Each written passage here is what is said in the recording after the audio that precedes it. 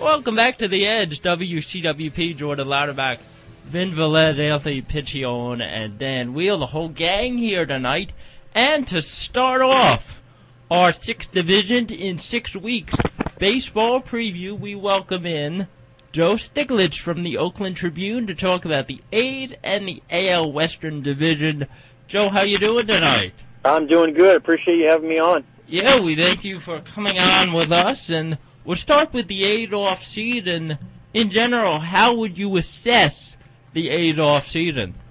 First off, it was a little bit different. You know, the last couple of years we've gotten used to them kind of shipping off their established, recognizable names and bringing in some, anonymous younger prospects, and they kind of reverse field this off-season. I mean, they brought in Jason Giambi and Matt Holliday in a trade, and so it's just kind of the opposite of what we're used to, and I think it kind of shows where they feel like they fit in the American League West. I mean, they've definitely improved their team for this year, and they've kind of done it without having to sacrifice a lot of prospects and without having to sacrifice the future. So I think it was a little bit unexpected for most people around the game, but you look at the Angels, they may have taken, a little bit of a hit with the losses they had, and maybe the A's feel like with a little bit of offense, maybe they can make a run at the division, and that's what they were hoping to do most of the offseason was improve their offense. It looks like they've done that.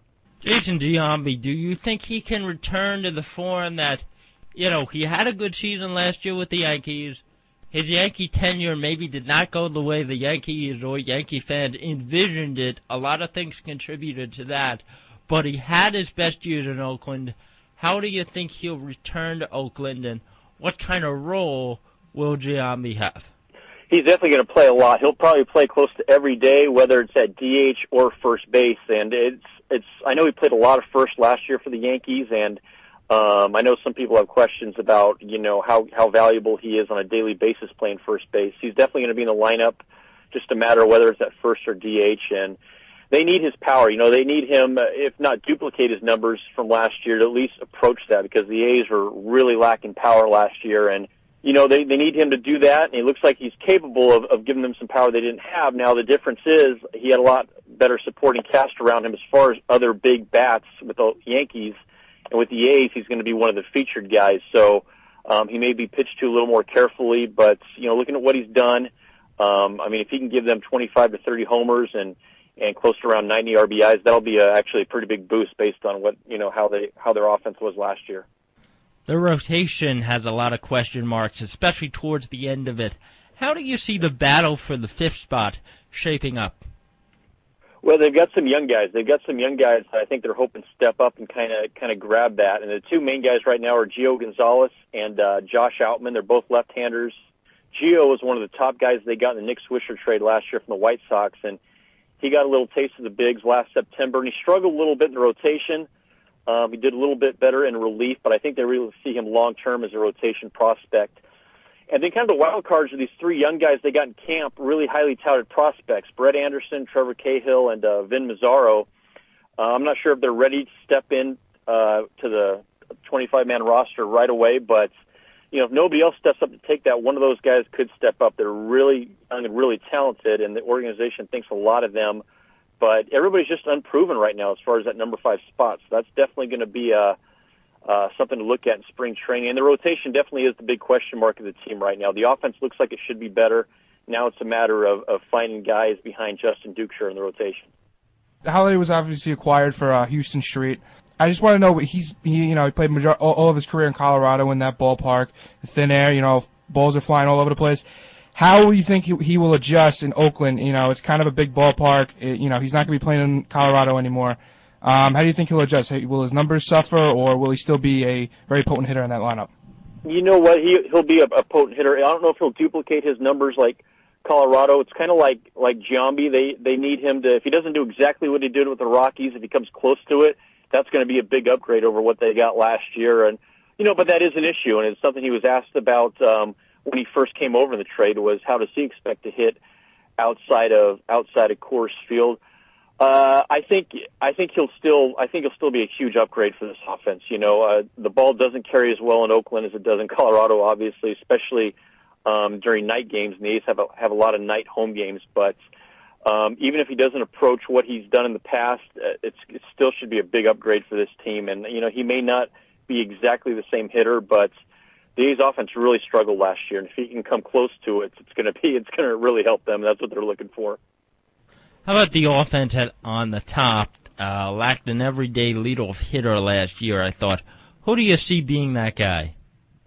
That's a big question right now. I mean, right now I think the candidates on the roster are maybe Travis Buck, young outfielder, or Ryan Sweeney, another young outfielder who they're going to have to play center field this year.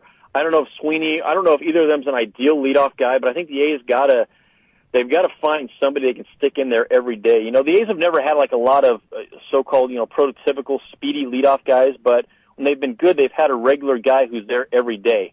And they didn't have that last year. They got to find that guy.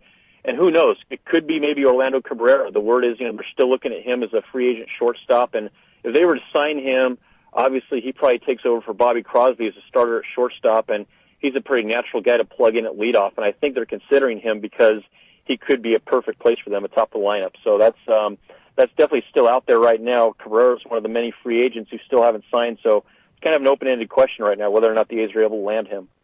Back to Holiday, do you get the sense that the A's are in a fiscal position to re-sign him at the end of the season, or is this more of a one-year thing and hopefully try to get him back on a discount? How are the A's finances in terms of the ability to re-sign Holiday, if they so choose, at the end of the year? Well, everybody knows they're never one of the big spenders year in and year out. They don't usually have the payroll or put forth the payroll for that. The fact that Holiday is represented by Scott Boras, I think it's a pretty good sign that he's going to test the open market no matter what. I don't think, even if the A's were serious about doing it, I'm not sure if Matt would re-sign and on a long-term extension before season's end. I think he's definitely going to test free agency no matter what. I think that's going to make it tough for the A's to keep him beyond this year, considering the offers he's going to get.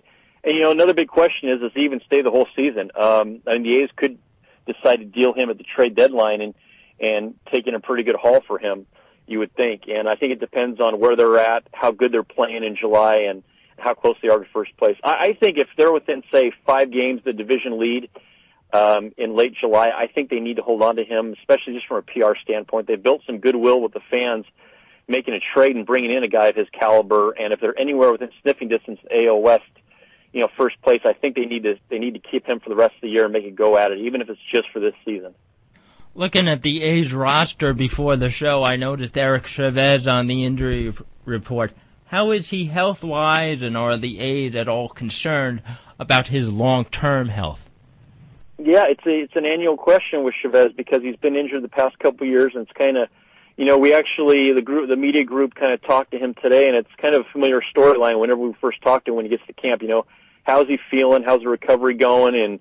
And does he think he can stay healthy for the whole year? It's kind of a standing question, and right now, he's going to take it slow. He's probably not going to play the first week of exhibitions as a precaution, but he thinks he's going to be ready to go. He had right shoulder surgery this past off season. He had some back surgery and surgery on both shoulders last winter before last season. So he's kind of on the mend again, and he's a crucial guy for them. They signed him to that $66 million year over 6 years a few years back, and I believe he's got 2 years left, and he's a guy that's going to be tough to move, so they kind of just have to cross their fingers, hope he's healthy, and if he is, he usually plays a really good third base, but more than anything, they just need his pop in the lineup. So right now, it's looking pretty good. He's going to be healthy to start the season, but we also said that, the last couple of years, and we'll see how long they can keep him. But if they can get a healthy year out of him, say 140, 145 games, which he's hoping to do this year, again, with Holiday and Giambi, that's a big boost for their offense, but that's a big if.